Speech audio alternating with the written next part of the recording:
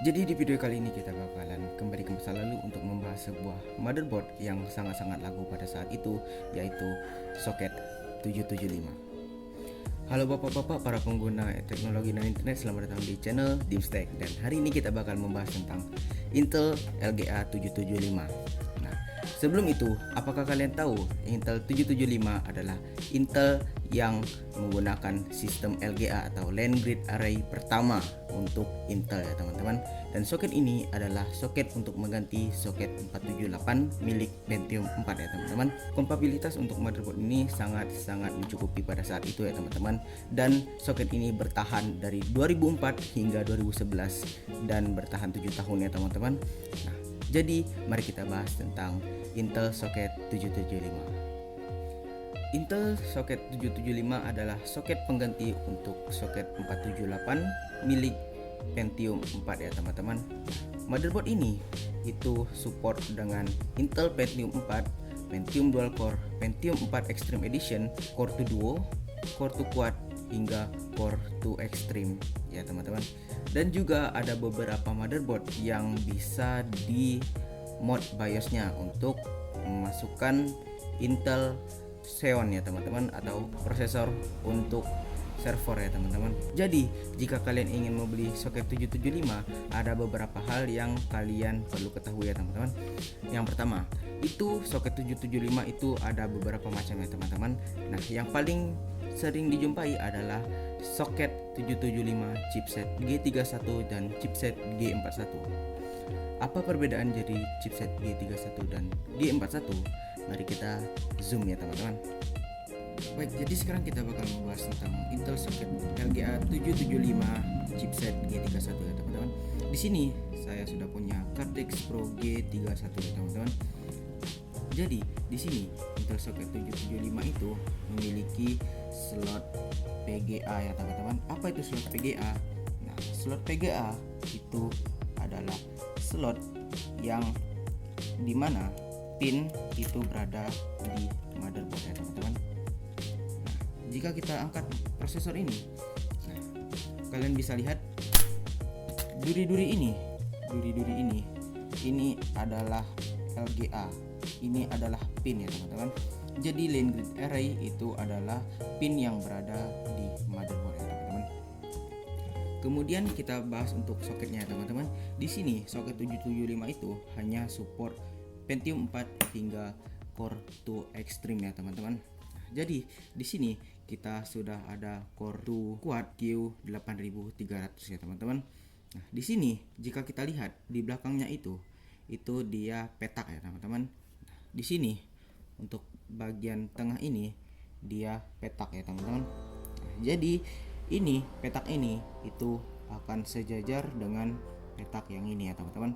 Jadi jika kalian membeli prosesor yang salah, itu dia tidak akan muat di sini ya teman-teman. Jadi jika kalian ingin membeli motherboard 775, pastikan kalian memiliki prosesor yang support dengan 775 ya teman-teman.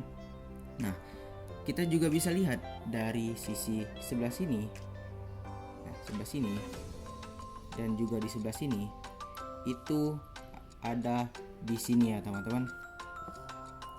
Jadi jika kita nanti akan memasukkan prosesor, itu akan di sini ya notch-nya ya teman-teman. Nah, jadi jika kita tes masukkan port to port ini ke dalam sini, nah dia akan pas teman-teman. Dia akan pas, tidak akan goyang-goyang ya teman-teman. Tidak akan goyang-goyang dan kita langsung bisa tutup teman-teman. Nah, kemudian untuk G31 itu dia cuman support PCIe Gen 1 ya teman-teman. Jadi dia belum support PCIe Gen 2 ya teman-teman. Nah, nanti di motherboard selanjutnya itu sudah support ya teman-teman.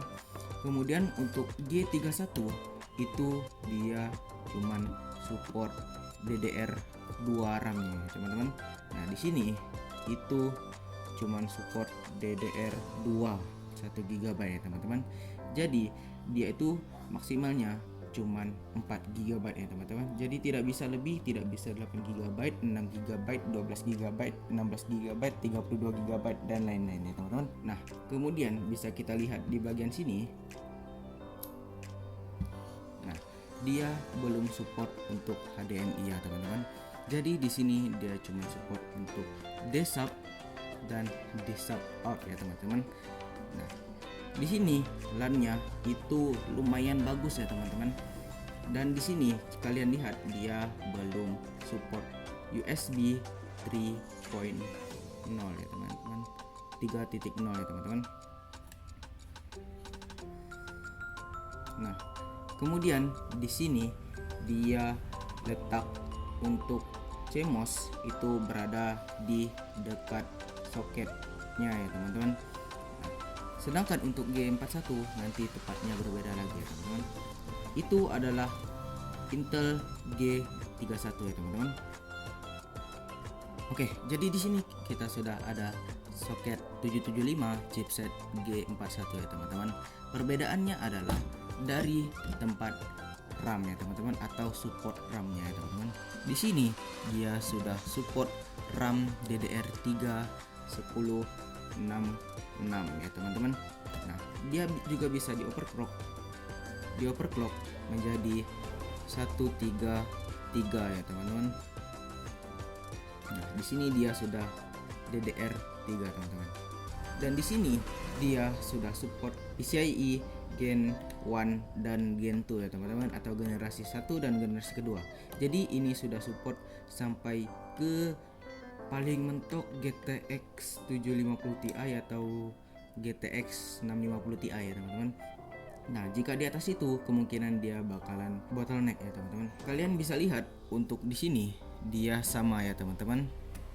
Nah, di sini untuk soketnya dia sama ya teman-teman. Nah, dia petak juga. Di sini ada notch. Nah, itu yang harus kalian perhatikan teman-teman. Nah, dari pembahasan tadi kalian bisa membedakan dari mana G31 dan G41 ya teman-teman. Nah, jika kita lihat dari speknya, G41 itu lebih unggul daripada G31 ya teman-teman. Tapi jika kalian ingin menghemat budget, G31 adalah pilihan yang tepat ya teman-teman. Tapi kalian tidak bisa memainkan game-game yang terlalu berat ya teman-teman. Paling mentok itu paling game CSGO GTA 5 ya teman-teman. Nah, sekarang kita membahas tentang harga ya teman-teman. Untuk motherboard G31 itu kalian bisa membeli mulai dari harga 150.000 ya teman-teman. Itu merek Asus. Sekarang untuk G41 ya teman-teman. Nah, untuk G41 itu kalian bisa membeli dari harga 190.000 ya teman-teman.